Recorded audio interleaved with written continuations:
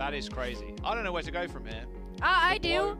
We got two great teams. I think that there's a lot of questions on who's going to win because of their previous performances in like most recent history, especially because we like to be biased about most recent results that have impacted their careers so far, right?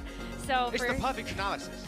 Just remember the last game. Yeah. Did they win? Oh. They're going to win again. Yeah, like Did what they lose? Florida won yesterday. They 3-0 Toronto Defiance, so they actually have a really strong case coming into today. Surge used by someone, just picked Dante out, and the Houston Outlaws have got a whole wave of ultimates coming in, but the Florida Mayhem have just been taking this assault from the Outlaws in their stride. Yeah, I mean, just withstanding this too. I wouldn't be surprised. Okay, I was gonna say I wouldn't be surprised if someone survived that. I mean, you feel pretty good if you're the Florida Mayhem right now. Both Graviton Surge and that sound barrier has been used by the Outlaws as they do eventually get that point flip. Like, yeah, I don't know. Oh, no, they know.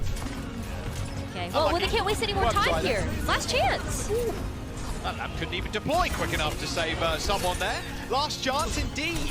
There's the lamp. Jesus, look at those moon shoes. He's flying to a different stratosphere. Creative survives the onslaught and checkmate with that blade. 99% for the Outlaws. No one to touch for the Mayhem.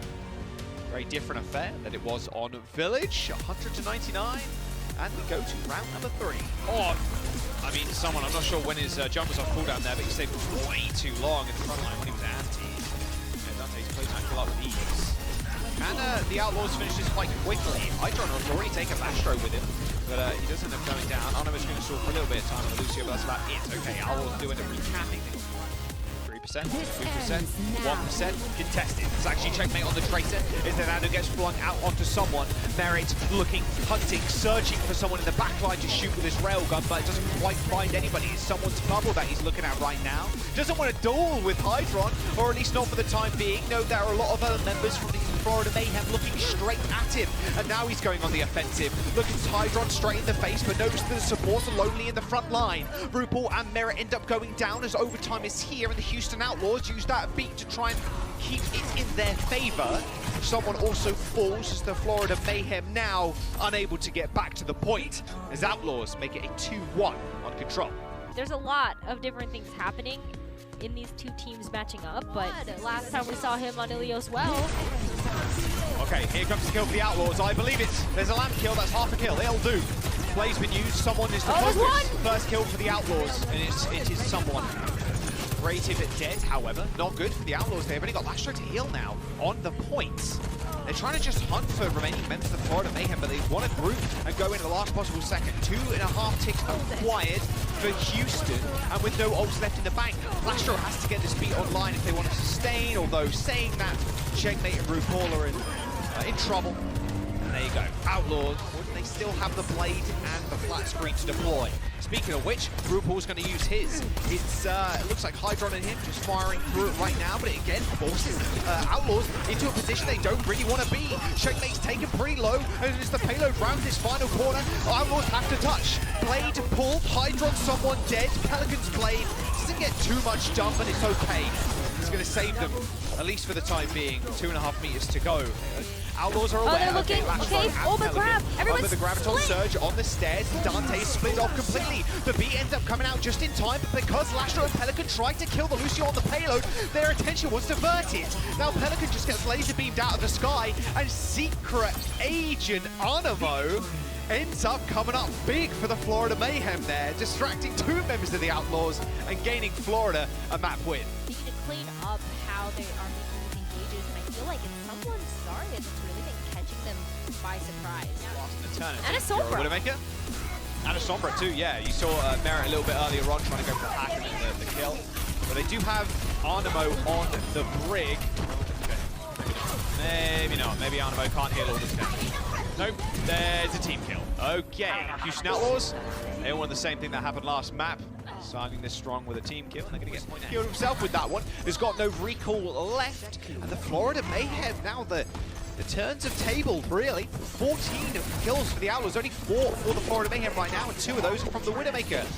Hydron not getting any more value down, and the Houston Outlaws, they're going to be very happy with this. A nano boost used onto someone rather late, so not going to have to contend with this into this final push. Dante jumps down to the low ground as the Florida Mayhem try and make their move onto the point. The beat comes out just in time to save RuPaul. Also, the lamp can't be killed either because it's round the corner.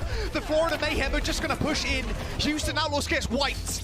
And the 5-minute time bank was maybe all that they needed. A near overtime push there for the Florida Mayhem. They get the payload into that white box of victory in the end. The Outlaws go down on what was an unbelievable defense. They can definitely be proud of that one, but prouder could be the Florida Mayhem after that. Even if you have the sound barrier, that's it. Grab is good. Touch. Lastro goes into the grab. The bot is still pushing, but Pelican manages to get to the bot in time as the beat comes out.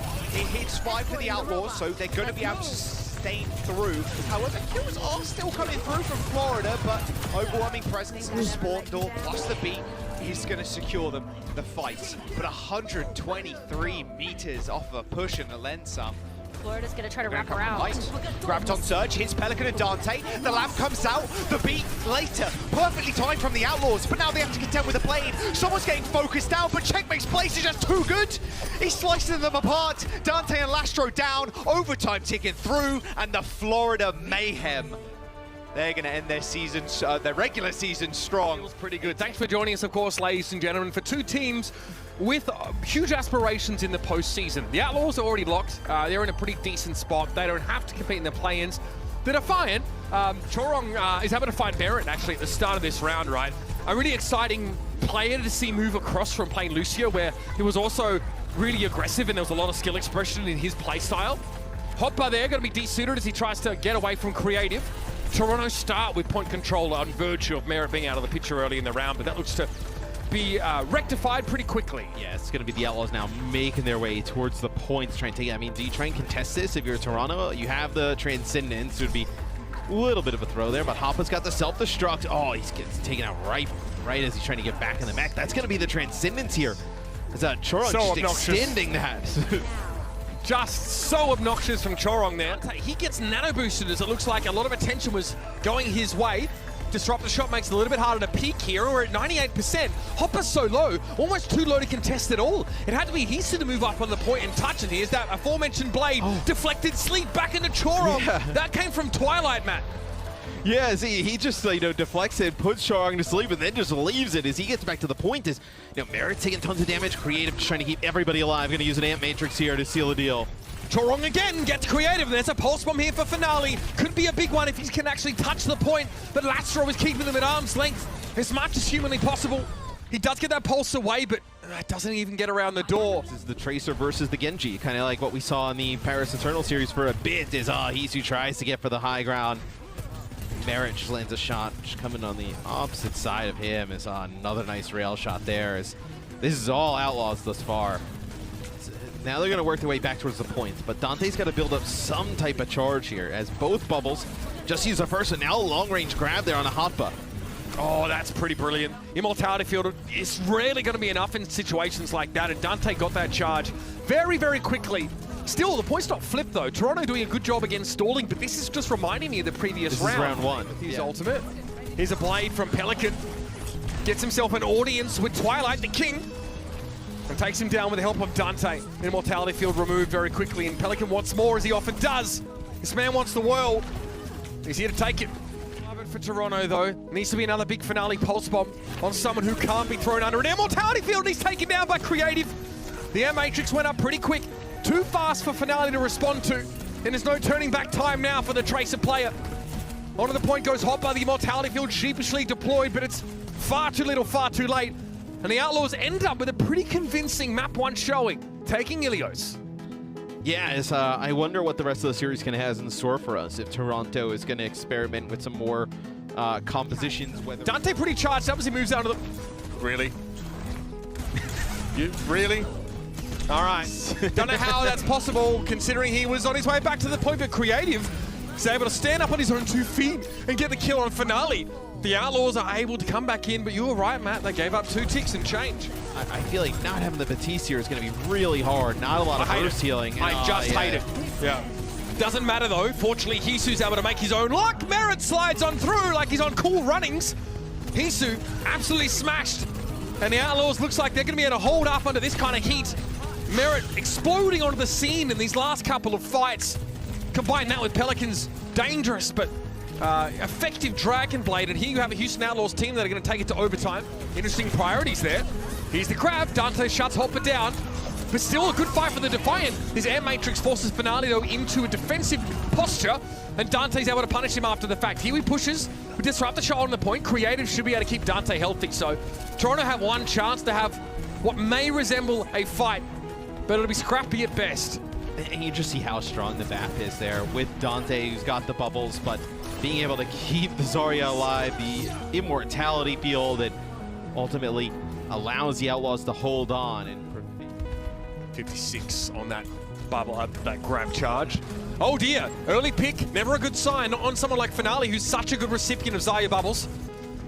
Could also drop down and contest the point with that aforementioned assistance from his tank. And Pelican just goes upstairs, gives Hisu the old double slap.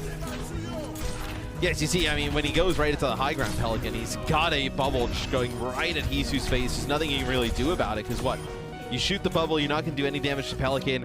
You deplete your ammo, and you give Dante a charge. You kind of just have to, like, live through it or attempt to live through it. And at that point, Twilight's like rotating around trying to get an Amp Matrix drop. Finale dash in, find Blade, Immortality Field, he's ready for it. He actually gets to take a pit stop here and get a mega health pack. Unfortunately, it's too long out of the fight. So he needs to put that one away and watch Hisu fall and not be able to do too much about it. Finale still though getting involved. Swift Strike gets some value. And again, he's going to be very, very careful. It's a dangerous game for these Genjis, and Dante still charged up after beating Hopper down.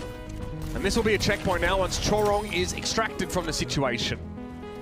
Is there anyone in touch? No, Twilight's here just to make sure that's not even an option. Great defense from Toronto on the last part of the map. The ult cycling, sublime. I don't know how much the Ana pick really sort of play. Finish off this map. Slow and steady for the Defiant. That's why they give up that earlier fight. They know they can come back and have the upper hand fundamentally. Grab will catch Lastro. Nowhere to go for the Zen here. He's caught around the corner and the rest of his team had to look on in dismay. Dante valiantly tries to keep his team alive in this one.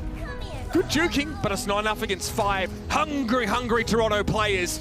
And there it is. The Defiant take the lead in this series.